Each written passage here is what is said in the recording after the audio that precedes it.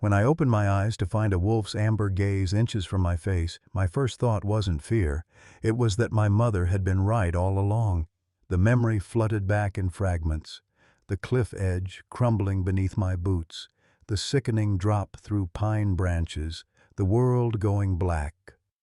Now I lay on a bed of moss and fallen needles in Olympic National Forest, my right leg screaming with a pain so sharp it turned my vision white. The break was bad. Compound fracture, the kind that kills you slowly through infection if the cold doesn't take you first. Blood had dried on my forehead, but the bleeding had stopped.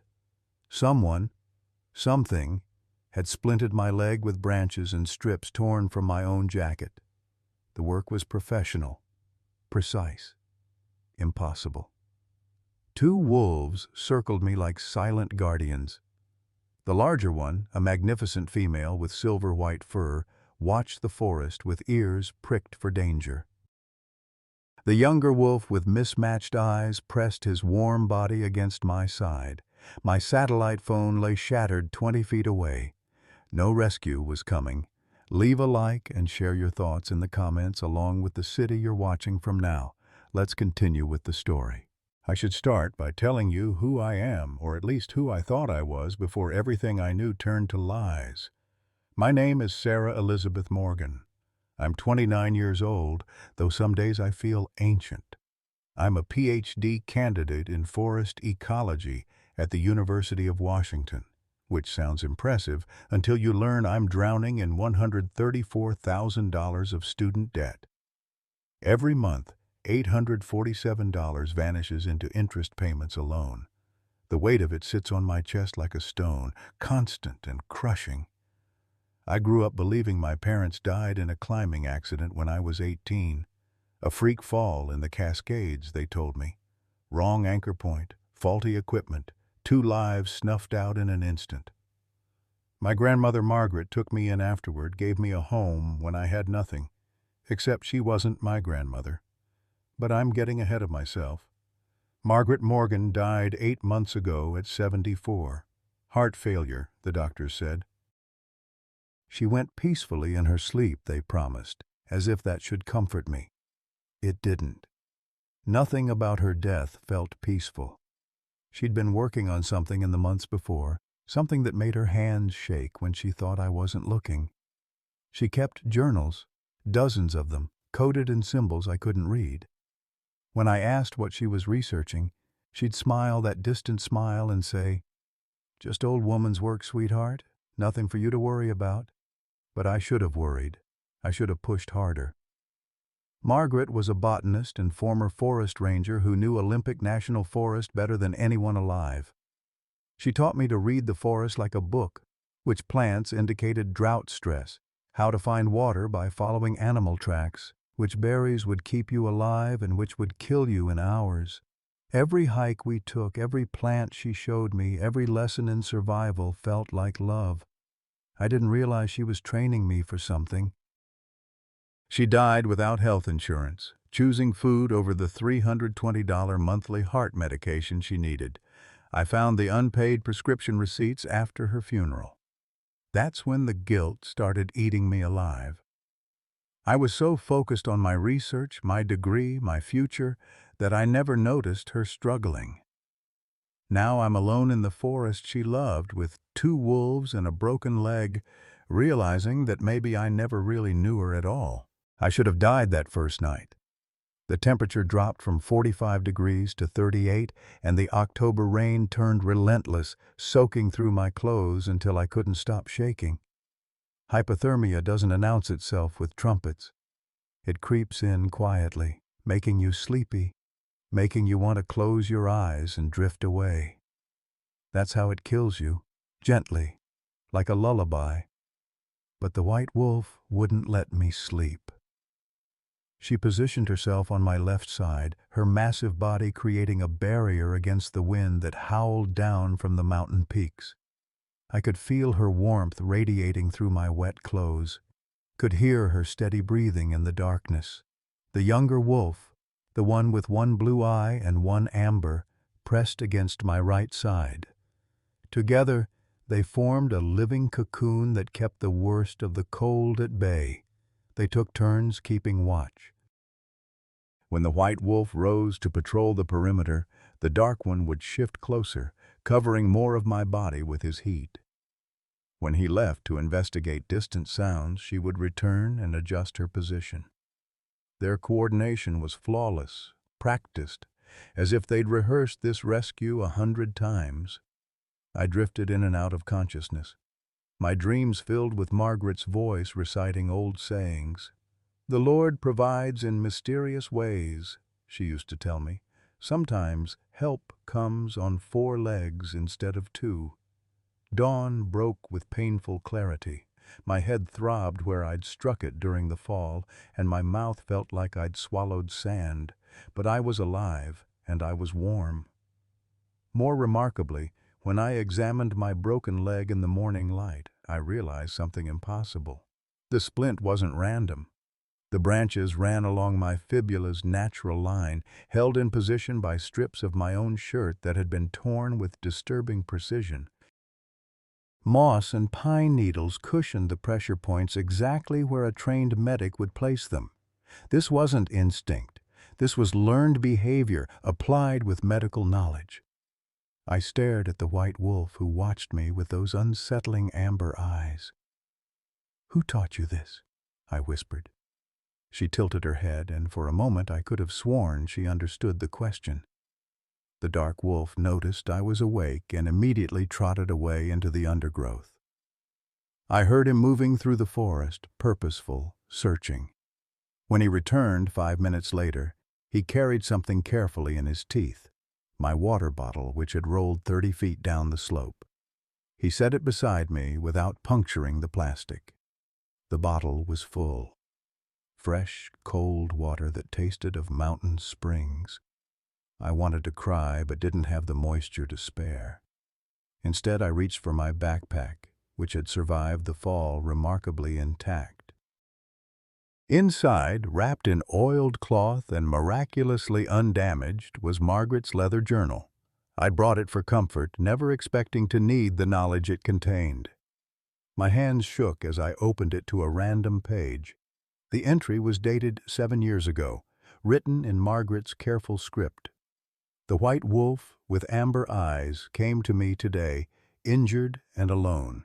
Gunshot wound in her shoulder. Hunters, probably. She should have died. But I nursed her back to health using the old medicines, and she learned our ways. When the time came to release her, she grieved like a human child leaving home." My breath caught. I looked at the white wolf, really looked at her for the first time. There, along her muzzle on the left side, was a thin scar I hadn't noticed in the darkness. "Ghost," I said, testing the name I'd just read in the journal. "Is that you?" The wolf's ears pricked forward. She took 2 steps closer and pressed her forehead against my palm, letting out a low, mournful sound that spoke of recognition, of grief, of promises kept across the years. For a moment I could swear I felt Margaret's presence in that gentle pressure, in the way the wolf's eyes seemed to hold depths of accumulated wisdom. Then I noticed something else.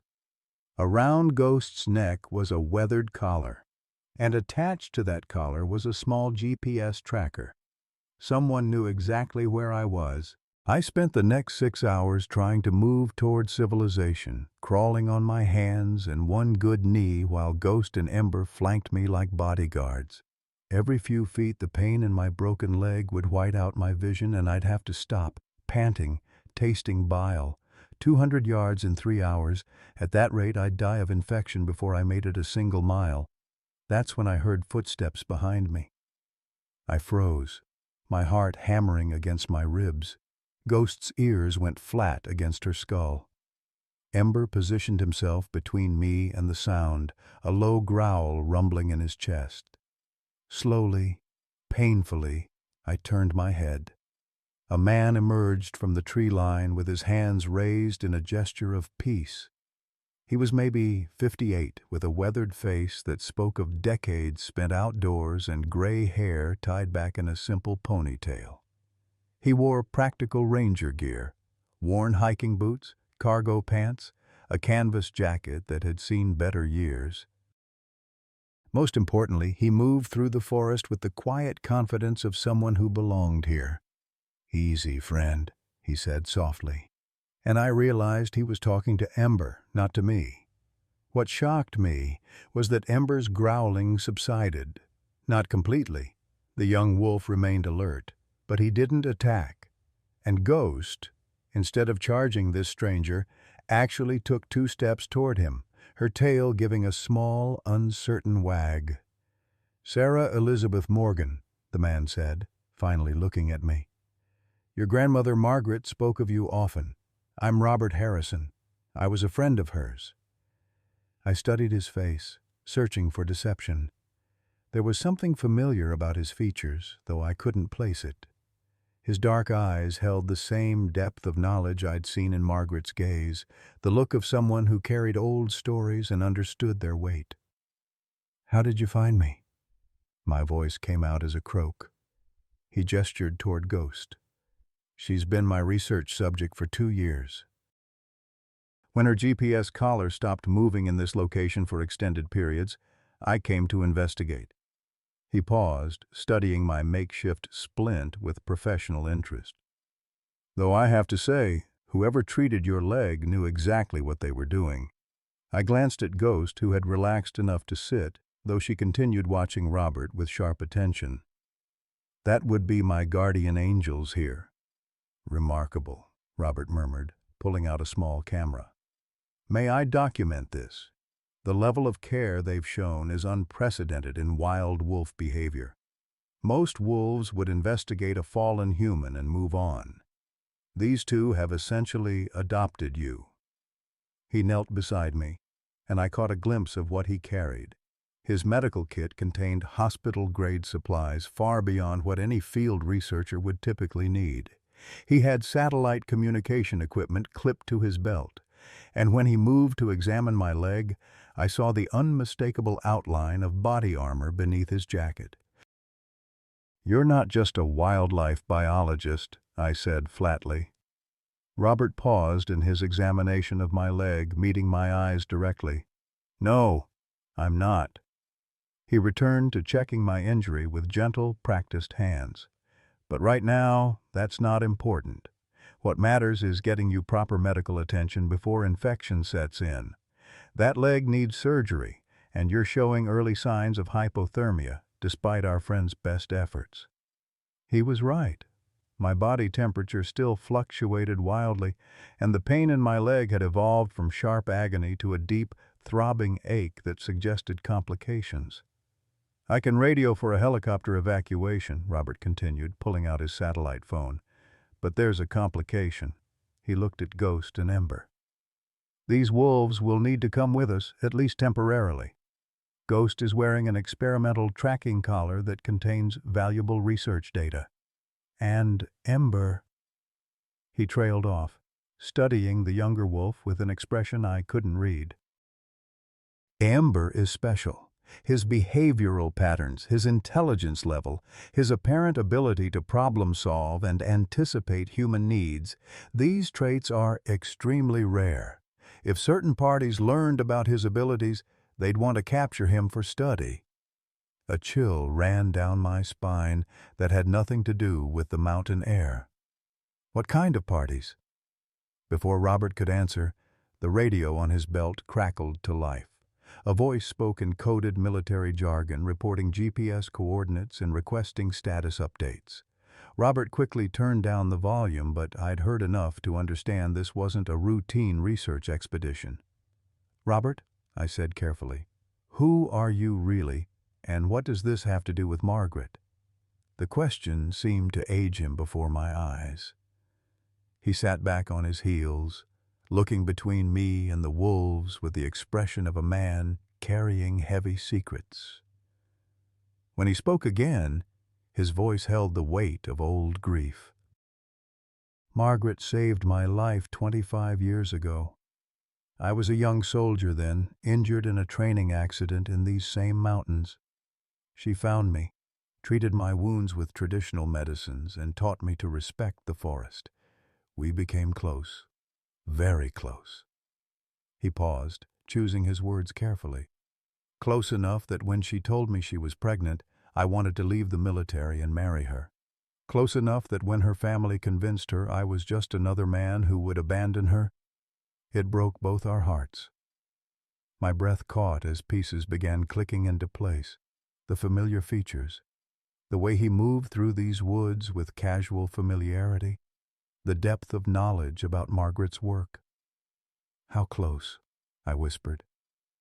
Close enough that I've spent the last 25 years wondering about the child she was carrying when she sent me away. His eyes met mine, and I saw my own jawline reflected there, my own stubborn chin. Close enough that when Margaret contacted me 6 months ago, just before she passed, she told me about you, about your research, about the dangers you might face. She asked me to watch over you, to protect you the way I should have protected her. The implications hit me like a physical blow. My father had been raised by Margaret after his own parents died young. He'd always claimed not to know who his father was, said his mother refused to discuss it. "You think you're my grandfather?" I said. "I don't think it," Robert replied quietly. "I know it." My world tilted on its axis. Everything I thought I knew about my family history was shifting, realigning into new patterns that made terrible and perfect sense at once. Margaret's knowledge of military protocol, her ability to treat trauma wounds, her mysterious connections that always seemed just out of reach, it all stemmed from her relationship with this man. "The wolves," I said slowly, my mind racing. "They're part of this, somehow?" Robert nodded grimly. Ghost was one of 3 wolves Margaret raised and released over the years. All of them wore tracking collars with GPS and health monitors, supposedly for conservation research. In reality, they were being used for something else entirely. He pulled out a tablet from his pack, showing me satellite maps overlaid with tracking data. "Your grandmother discovered something in these mountains. Something that powerful people wanted to keep hidden." I thought of Margaret's coded journals, her unexplained trips into the forest, the way she'd grown increasingly anxious in the months before her death. What did she find? Evidence of illegal activity, toxic dumping, corporate poisoning of the forest on a massive scale. Robert's jaw tightened. A timber company called Cascade has known for decades that this area contains the last truly old-growth forest in the Pacific Northwest. They can't legally harvest it because of environmental protections, so they've been slowly killing it, introducing pesticides, contaminating water sources, making it look like climate damage. Once the trees are classified as dying, they can apply for emergency salvage permits. The scientific part of my brain immediately understood the horrifying elegance of the scheme. They create the crisis, then profit from the solution. Exactly. And Margaret spent the last 5 years documenting every instance, every chemical dump, every falsified report. Robert's expression darkened. She was going to expose them. She had evidence that would have sent executives to prison and shut down their operations permanently. But she died before she could. My voice came out flat. "Sarah, your grandmother's death wasn't natural. She was poisoned. The same chemicals Cascade was using on the forest. They got into her system somehow. By the time anyone realized what was happening, it was too late." The accusation hung in the air like smoke. I wanted to deny it, to say it was impossible. But Margaret's sudden decline, her refusal to see doctors until it was too late, the way she'd insisted on putting her affairs in order, it all took on new meaning. "They murdered her," I whispered. "I can't prove it. Not yet. But yes, I believe they did." Robert glanced at the tracking collar on Ghost's neck. "And now they know you're here, continuing her research. That climbing rope didn't fail by accident, Sarah. Someone cut it. I examined my equipment more carefully this time, my hands shaking. The rope had been severed 75% through with a clean blade, calculated to fail at precisely the moment I put my full weight on it. Whoever did this wanted me dead, but wanted it to look like an equipment failure. "Who?" I demanded. "Who would—" "There's a cabin about 3 miles from here," Robert interrupted, his tone urgent. "Margaret used it as a research station.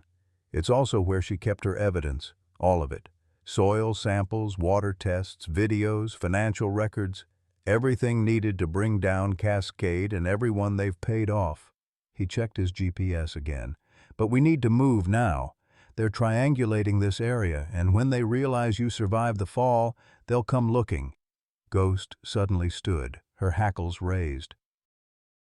Ember joined her, both wolves facing the same direction with their bodies tense. In the distance, I heard the rhythmic thrum of helicopter rotors approaching fast. "That's not our ride," Robert said, already packing his medical supplies. "I didn't call for evacuation yet." "How do you know?" "Because I recognize that sound. It's a Sikorsky S-76 civilian model, Cascade's executive transport." He pulled me to my feet with surprising gentleness, considering the urgency. My legs screamed in protest, but adrenaline masked the worst of the pain. Someone else is tracking Ghost's collar, someone who wants to make sure there are no witnesses to what they've done. Ghost and Ember flanked us as we moved deeper into the forest, following what appeared to be a game trail, but felt more like an escape route Margaret had planned years in advance. Robert supported most of my weight, moving with practiced efficiency. "There's something else you need to know," he said as we walked. "Something Margaret made me promise to tell you only if things went wrong." I could hear the helicopter getting closer, the sound echoing through the valley. "What?" Robert pulled out a sealed envelope from his jacket, pressed it into my hands. "Margaret wasn't just your grandmother, Sarah. The DNA test inside will confirm what I'm about to tell you. But I want you to hear it from me first." He took a breath. "Margaret was your mother, your biological mother.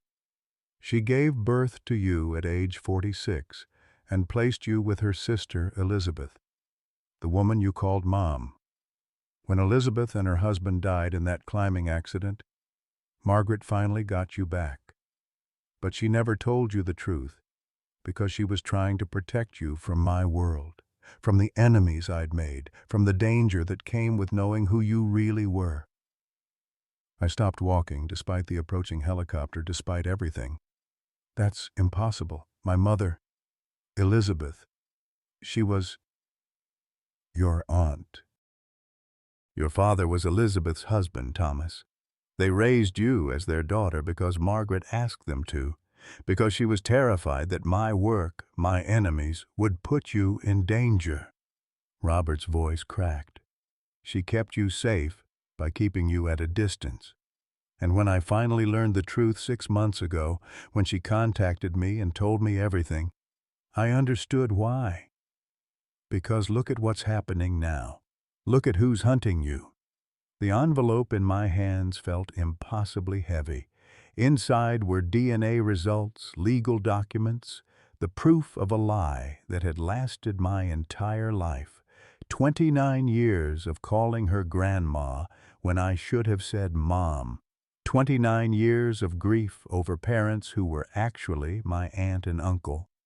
29 years of not knowing who I truly was. "Why didn't she tell me?" The words came out broken. "Because she loved you more than she loved the truth. Because some lies are told to protect, not to harm." Robert glanced back at the helicopter sounds, closer now. "We can talk about this more at the cabin, but right now we need to move. They're almost here." Ghost let out a long, mournful howl that echoed across the valley. It wasn't a call for help or a warning to rivals. It was a funeral song, a lament for Margaret and all the other guardians who had died protecting this place. Ember answered with his own howl, higher and more urgent.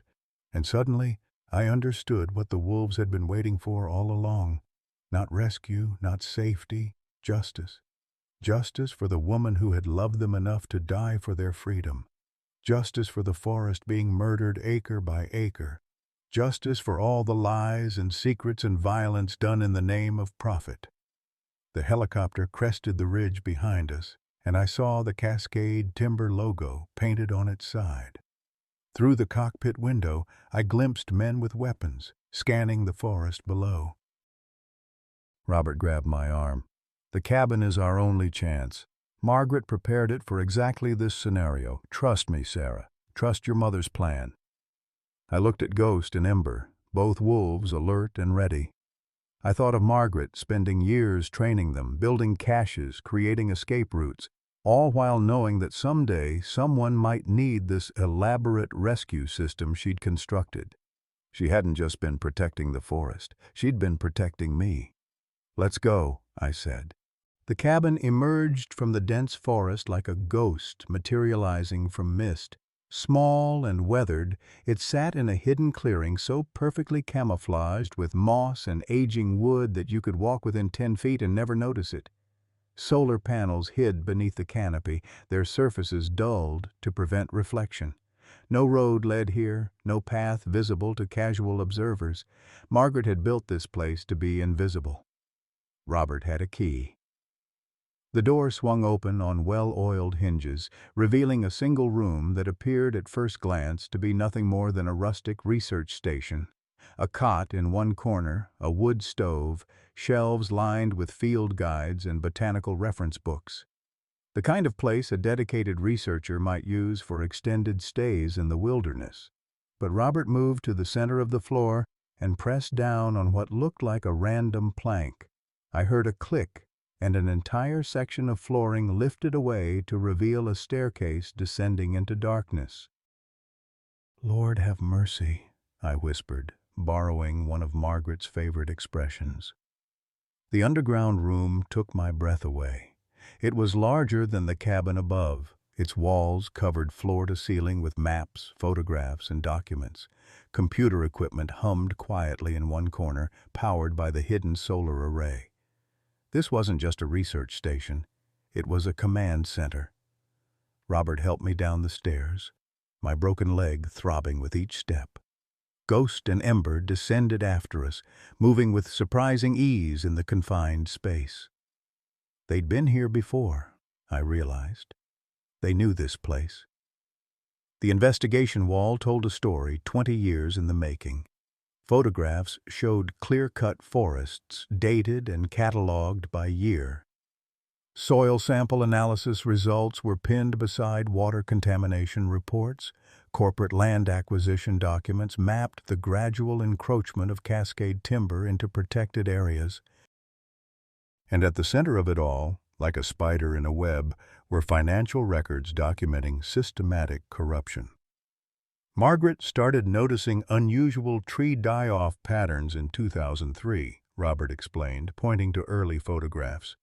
At first, she thought it was climate change, drought stress, bark beetle infestations, the usual suspects. But the patterns were wrong. Trees were dying in clusters that didn't match environmental models, so she started testing the soil.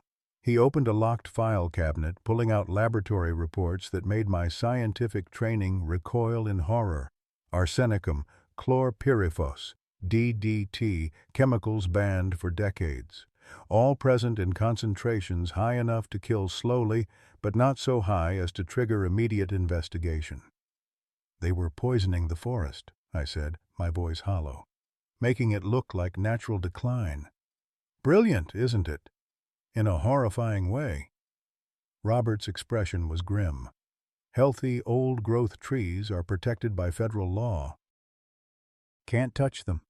But dying trees, emergency timber salvage permits get rubber-stamped by officials who've been taking bribes for years. Cascade gets to harvest at a fraction of the regulatory cost, and everyone looks the other way because they're cleaning up climate damage." I sank into a chair, my leg grateful for the rest. "How much land are we talking about?" 47,000 acres. The last truly virgin forest in Olympic National Park. Worth billions if they can harvest it. He pulled out more documents. But Margaret had them. 5 years of meticulous documentation. Video recordings of unmarked trucks dumping chemicals at night. Financial records showing $280,000 in bribery payments to county officials. Internal Cascade memos discussing acceptable mortality rates for old-growth stands. I found myself staring at one particular memo, dated 3 months before Margaret's death. The language was clinical, detached, discussing ecological destruction the way accountants discuss quarterly losses. At the bottom, a name was signed in bold ink: Daniel Crawford, CEO. Daniel Crawford, I read aloud. Who is he? Robert's silence made me look up. His face had gone pale. Margaret's younger brother, he said finally. Your great-uncle. The words landed like a physical blow. Family. The person orchestrating this devastation was family. I found photographs in another file, old ones, faded with age. A young Margaret and a boy of maybe 7, smiling together in these very woods. Later pictures showed the boy grown into a soldier, then a businessman. The most recent photo had been marked with red ink, an X drawn across Daniel's face. They were close once, Robert said quietly. Before Daniel went into the army in the 80s, before he came back. Different. He took over the family timber company after their father died, started expanding operations. Margaret begged him not to push into Olympic Forest. He called her hysterical, said she was living in the past. I flipped through Margaret's journal entries, finding one dated 1978 that made my throat tighten. Daniel was lost in these woods for 4 days when he was 7 years old. 200 people searching. I found him on the 4th day, half dead from exposure. He was so afraid. Ever since, he's been terrified of forests. Says they're trying to kill people. I keep telling him the forest saved him, gave him water from streams, berries to eat, shelter under the trees. But he can't hear it. The trauma is too deep. Another entry, dated 2010. Daniel's childhood fear has become something darker. He genuinely believes he's protecting people by destroying the forest. He can't see that the thing he hates is the thing that kept him alive. Trauma has made him blind. I understood then, with terrible clarity, that this wasn't simple greed. This was a man trying to kill the monster from his childhood nightmares, unable to recognize that the monster was only in his mind. Where's Margaret's evidence about her own death? I asked. Robert hesitated, then activated one of the computer monitors. A video file opened. Margaret's face, filmed in this very room, looking exhausted and ill. If you're watching this, her recorded voice said, and I had to grip the desk to keep from crying. Then things have gone as I expected. Sarah, my dear girl, my daughter, you need to know the truth about how I died. The video continued. Margaret explained her liver cancer diagnosis. 3 months to live, maybe less. She talked about her options. Aggressive treatment that would leave her bedridden and in agony, or a faster end on her own terms. I chose something else, she said. I chose to make my death useful. I've been taking small doses of arsenicum for 3 weeks now. The same chemical Daniel's company has been dumping in our forest. When they do the autopsy, they'll find it in my tissues. They'll investigate the source, and they'll find the connection to Cascade. My hands flew to my mouth. No, she didn't. I'm not being murdered, Sarah. Margaret's voice continued from the screen. I'm choosing how my story ends. The arsenicum in my body will match the samples from the forest soil. The investigation will lead to Daniel. The evidence in this room will confirm motive. One old woman's death to save 47,000 acres of ancient forest. That's a trade I'll make any day. The video showed Margaret's eyes, still fierce despite her illness. I know this is hard to understand. I know you'll be angry with me, but please, finish what I started. Expose what they've done, save this place, and know that every lie I told you, every secret I kept, was because I loved you too much to risk losing you to my enemies." The recording ended, and the room fell silent except for the quiet hum of electronics. I couldn't speak, couldn't think. My mother, and she was my mother, the DNA results in my pocket confirmed it, had deliberately poisoned herself, had turned her own body into evidence, had framed her own brother for a murder that was actually an elaborately staged suicide. Was this brave, or was it monstrous? "There's more," Robert said gently. He showed me another set of files, these ones about me. Cascade had been monitoring Margaret for 5 years, and they knew about me. Knew about my dissertation research on climate stress indicators. Knew that my work could provide scientific proof of their poisoning. An email dated 1 week before my climbing rope was cut read simply, "Researcher must be neutralized. Natural accident. No traces." They'd tried to murder me, not because of anything I'd done, but because of what I might discover. "How did they find me?" I asked. Robert pointed to Ghost's GPS collar. "They hacked her tracking system. They've been following you through the wolves." The betrayal cut deep. Even Margaret's protection had been turned against me. "The last signal ping was 12 minutes ago," Robert continued, checking his equipment. "Cascade's security team is maybe 2 hours out, possibly less if they're using helicopters for multiple search patterns. We can't run, you can't walk fast enough. We can't call the local police. The sheriff's been taking $40,000 a year from Cascade." "Then what do we do?" Robert met my eyes. "We do what Margaret planned. Tonight, Cascade is holding their weekly investor video conference. Margaret hacked their schedule months ago. If we can upload this evidence to their own servers during that meeting, it'll broadcast automatically to every board member, every investor, every person with financial stake in the company. It goes into the cloud, gets distributed globally before they can stop it." "You're saying we have to go to Cascade headquarters. It's the only way." Margaret designed this entire operation around that moment. The timing, the evidence, everything. He pulled out encrypted thumb drives.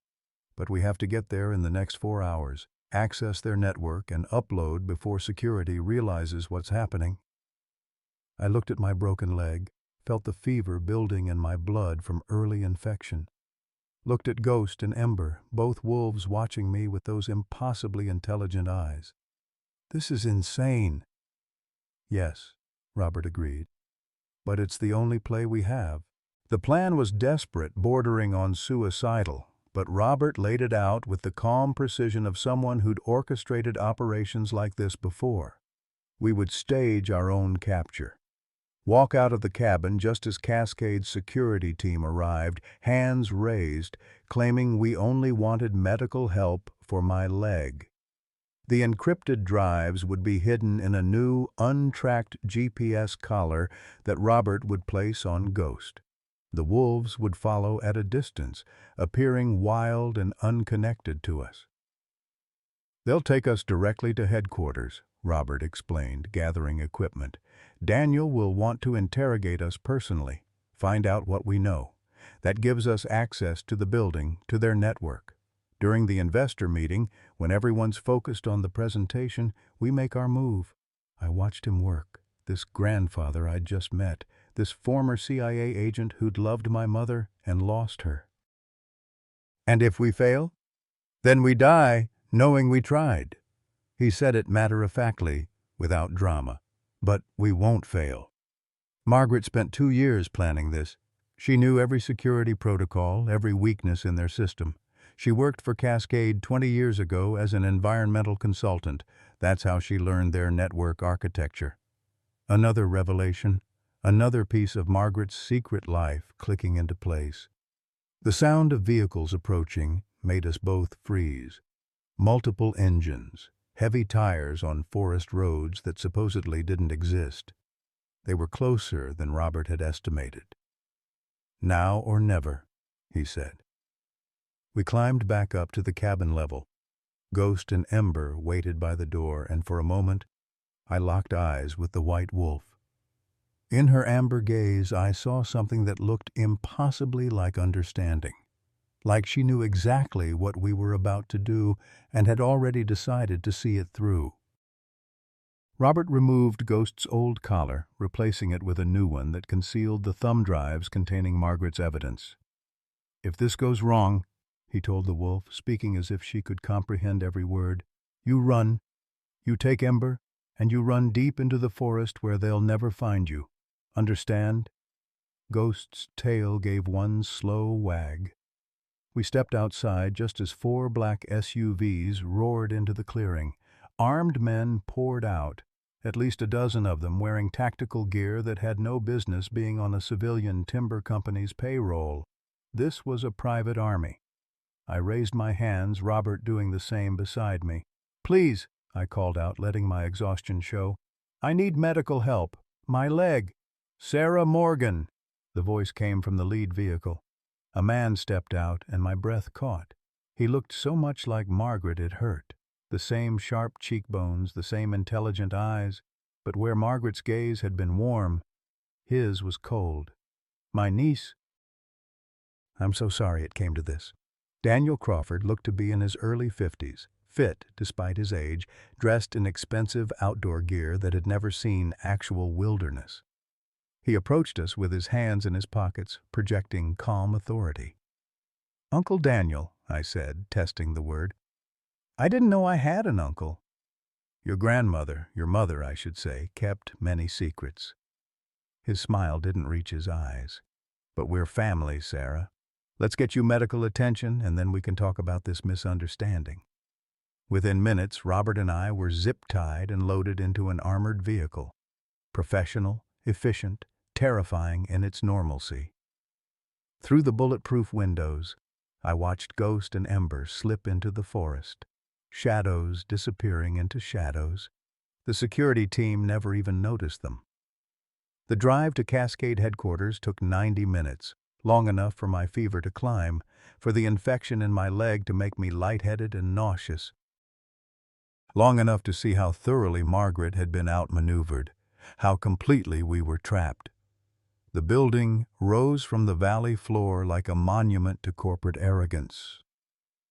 6 stories of steel and glass, surrounded by enough security equipment to guard a military installation. This wasn't a timber mill. This was the headquarters of an empire built on ecological destruction. They brought us to a glass-walled conference room overlooking the operations floor.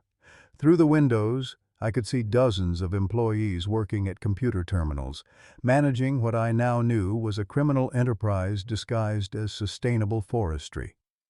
Daniel entered without his security detail, carrying himself with the casual confidence of someone who controlled everything. "I want to show you something," he said, activating the large monitors that dominated one wall. 30 video feeds appeared, showing faces from around the world. Investors, board members, financial stakeholders. The weekly meeting Margaret had mentioned. It was starting now, right on schedule.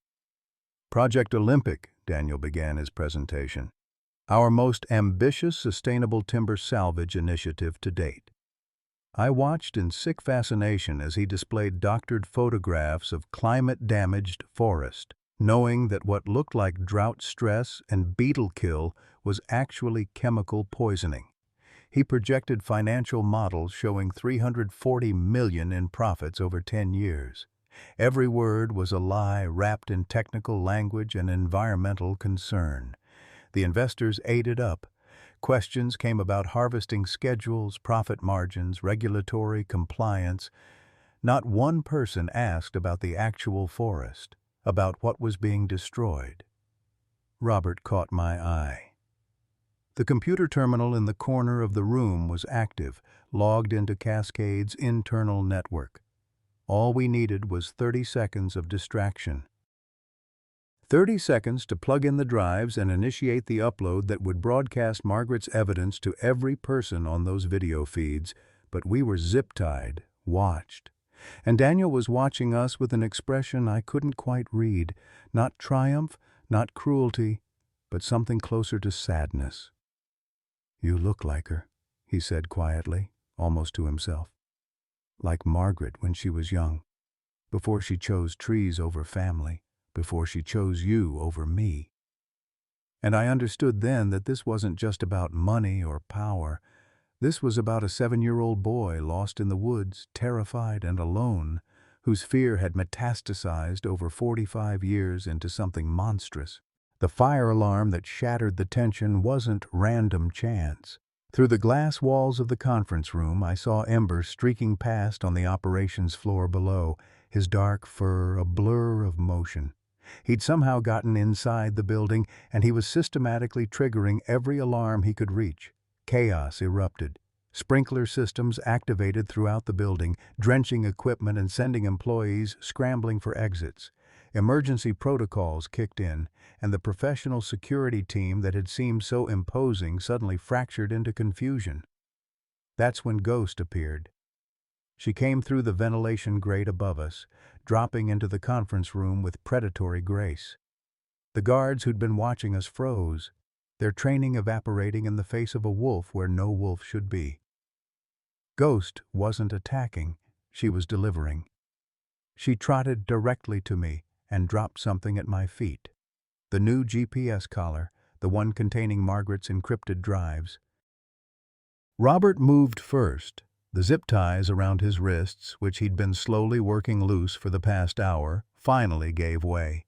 He freed me in seconds, then moved to the computer terminal while Ghost and Ember positioned themselves between us and the door.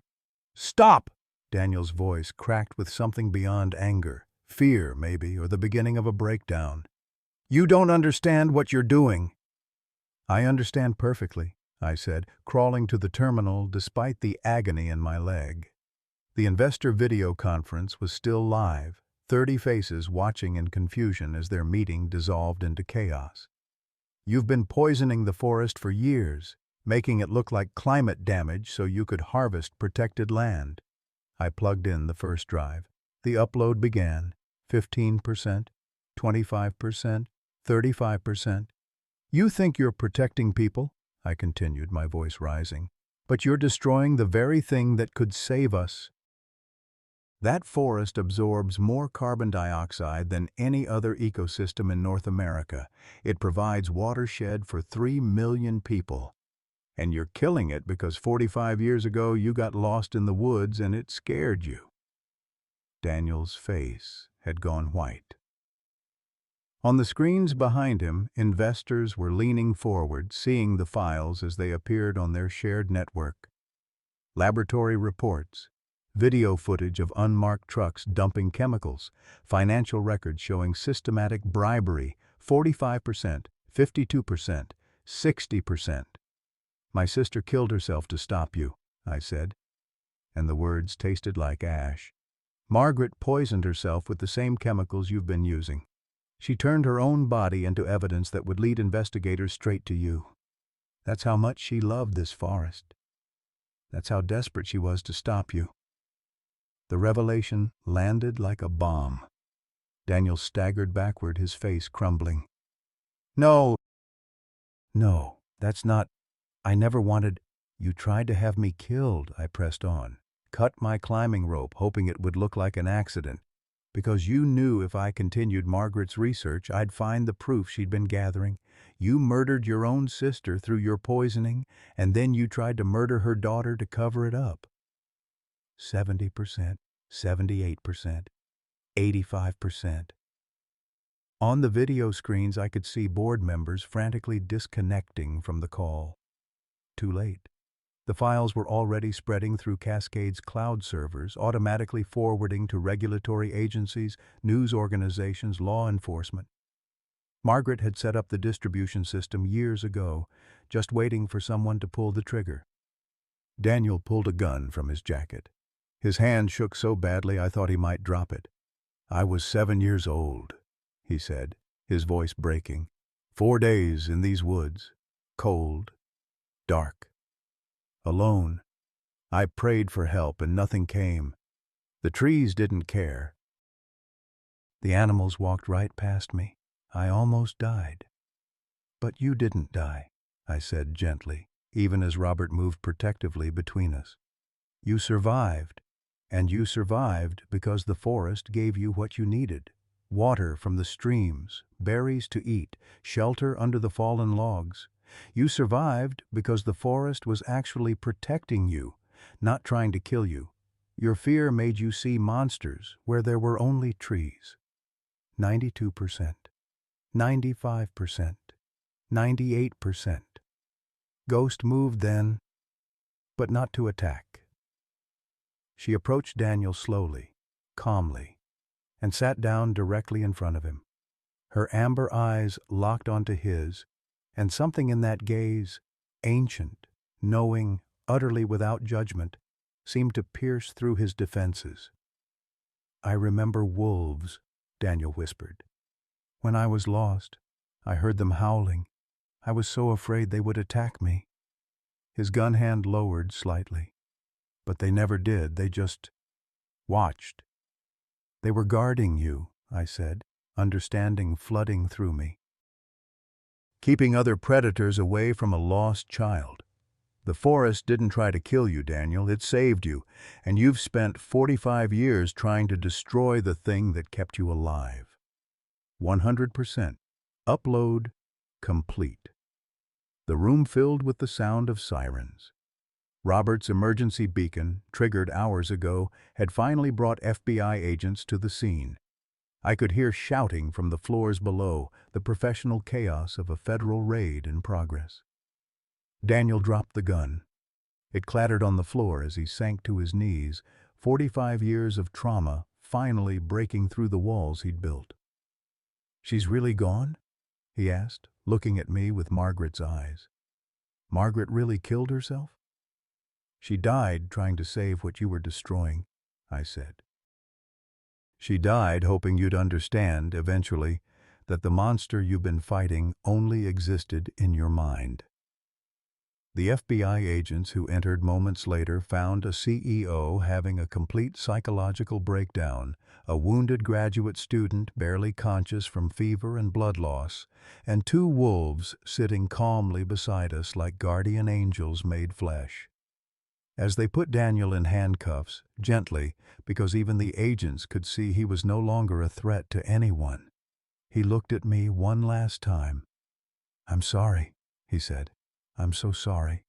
For Margaret, for you, for everything." I didn't have the energy to respond. My vision was tunneling, the infection in my leg finally overwhelming my body's ability to fight. The last thing I saw before unconsciousness took me was Ghost's face, close to mine, her warm breath on my cheek. And in that moment, I heard Margaret's voice one final time, not from a recording but from memory. "The forest remembers, sweetheart. And it protects its own." Then darkness claimed me, and I fell into it knowing I'd finished what she started. Knowing the truth was finally free.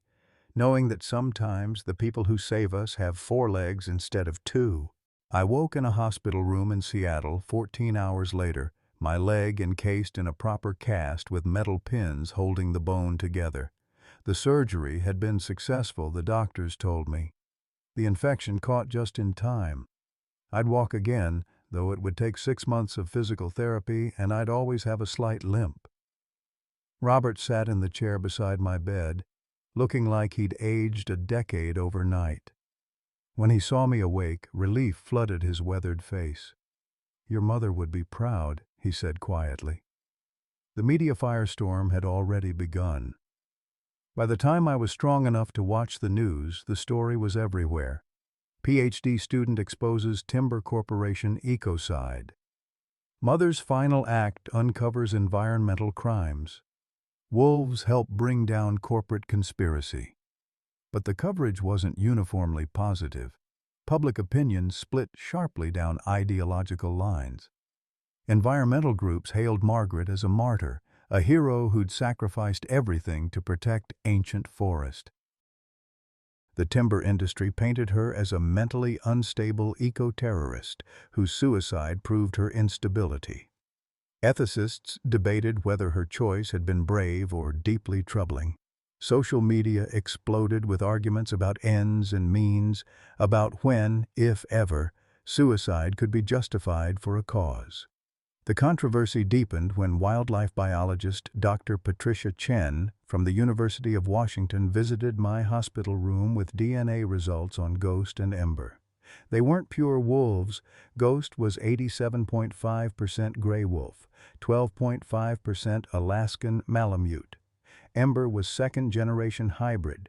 Margaret had deliberately crossbred them, creating animals intelligent enough to train while retaining wild instincts. It was illegal under the Endangered Species Act. It contaminated wild wolf genetics, and it ignited a firestorm in the conservation community.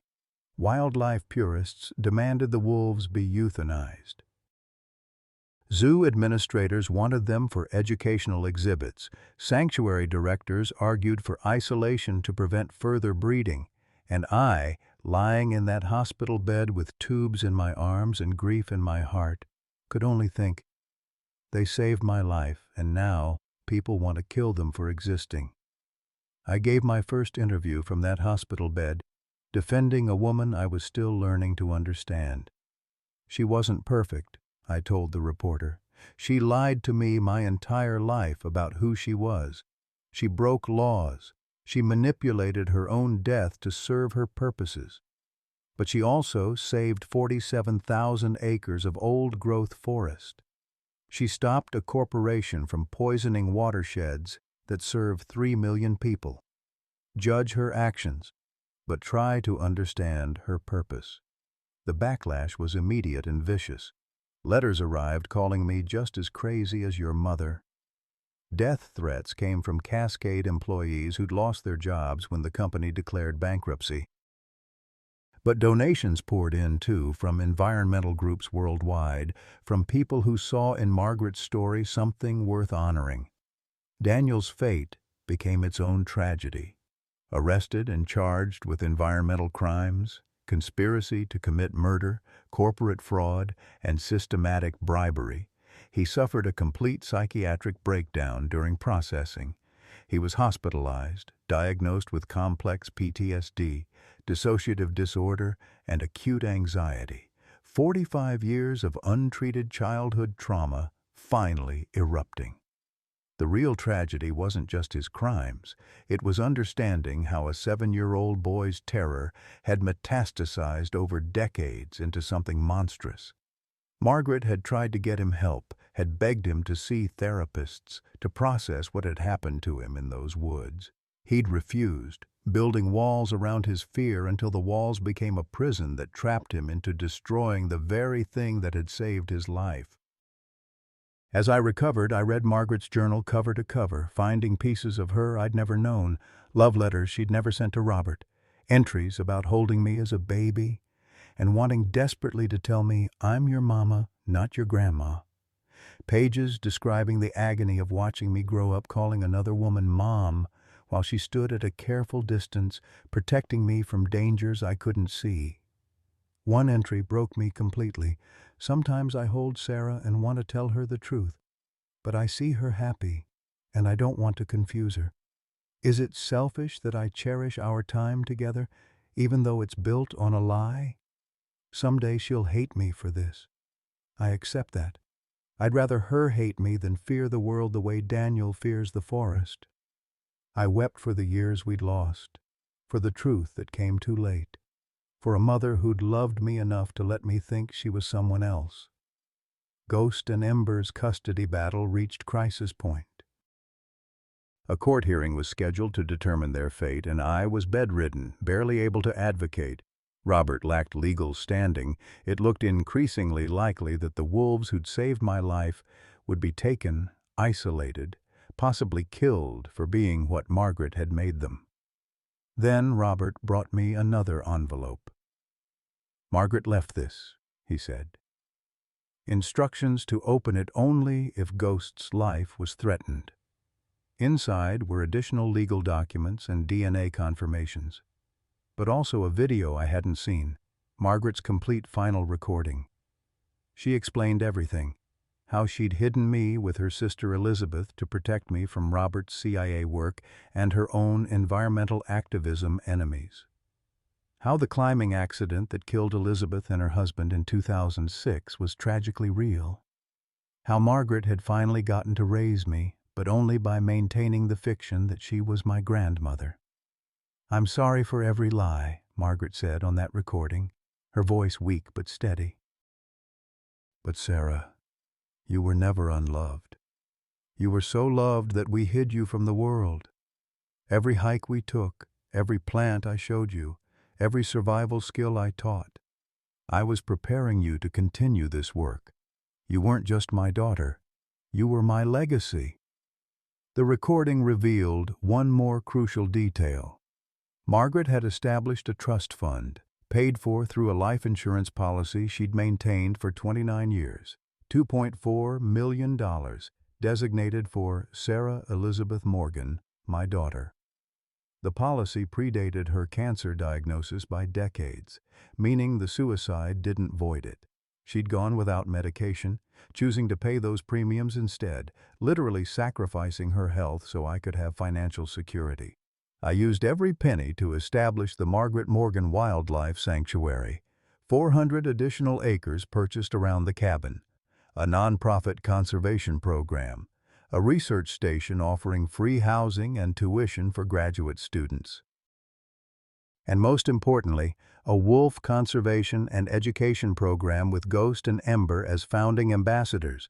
The legal designation changed everything. They weren't wild wolves anymore or illegal hybrids. They were educational animals in a licensed conservation program. The court couldn't euthanize them. They were safe. A GoFundMe campaign raised another $890,000 in 2 weeks. Children sent allowance money. Retirees donated their Social Security checks. Environmental groups pledged matching funds. Margaret's death became a seed that grew into something larger than any of us had imagined. Daniel, from his psychiatric hospital, sent me a letter. His handwriting shook across the page. "I don't expect forgiveness. I just want you to know I'm finally getting the help Margaret begged me to get for 40 years. I see now that I wasn't fighting the forest, I was fighting my own fear," she tried to tell me. I couldn't hear her. "I'll spend the rest of my life in prison, and I deserve it. But please, save the forest." I couldn't. I didn't write back immediately. Forgiveness felt impossible. But Robert, who'd lost decades with Margaret because of fear and duty, told me something that stayed with me. "Forgiveness isn't for him, Sarah. It's to free you from carrying his burden." 6 months later, the Margaret Morgan Wildlife Sanctuary officially opened. 447 acres of protected forest, 15 staff members, 6 graduate students in residence studying everything from mycorrhizal networks to climate adaptation strategies, and me walking with a permanent limp, but walking nonetheless, as director of research. Robert built a cottage on the property and became director of wildlife programs, finally getting to be the grandfather he'd missed 29 years of being. We had dinner together every Sunday, sharing Margaret's stories, grieving together, healing together. Ghost gave birth to 6 puppies. DNA testing showed a pure wolf father, meaning the pups were 93.75% wolf. Nature was slowly correcting Margaret's genetic manipulation. 3 pups went to other conservation programs. 3 stayed with us. And every evening, Ghost and Ember would return from their days running free in Olympic Forest to sleep near my cabin, not dependent, but connected. The scientific significance was profound. First documented case of hybrid wolves maintaining voluntary bonds with humans while living wild. My dissertation became groundbreaking. Job offers came from major universities. I turned them all down. I was needed here, in this forest, finishing my mother's work. A year to the day after my fall, Students gathered at that cliff where I'd nearly died. We installed a plaque. Where death was intended, life grew stronger. I spoke about Margaret, about Ghost and Ember, about family being who shows up when you're broken, not who you're born to. As sunset painted the peaks gold and crimson, Ghost lifted her head and howled. Ember joined her. Their pack, now 10 wolves strong, added their voices, and the sound echoed across the valley like a song of victory. I stood there with my found family, Robert, the students, the wolves, and understood finally what Margaret had tried to teach me all along. Love doesn't need to be human to be real. It just needs to show up. And sometimes it shows up with 4 legs, amber eyes, and a heart bigger than the forest itself. This story isn't just about wolves or forests. It's about the families we've spent our lives building and the terrifying question that keeps us awake at 3 in the morning. Will what we've protected outlive us? Margaret Morgan understood something profound that many of us wrestle with as we reach the season of reflection. She knew her time was running out, knew her body was failing, but refused to let her life's work die with her. She transformed her final act into a bridge between generations, training wolves, hiding evidence, preparing her daughter for a mission Sarah didn't even know she'd inherited. How many of us have knowledge we're afraid will vanish when we're gone? Skills our grandchildren don't care to learn, values that feel increasingly out of step with the modern world. Margaret's choice was controversial, even troubling, but it came from a place every parent and grandparent understands, the desperate need to leave something meaningful behind, to know that our years of sacrifice mattered. The question isn't whether we approve of how she did it. The question is, what are you protecting that deserves to outlive you, and who are you trusting to carry it forward? Share your thoughts below. What legacy weighs heaviest on your heart? What truth are you afraid will die with you?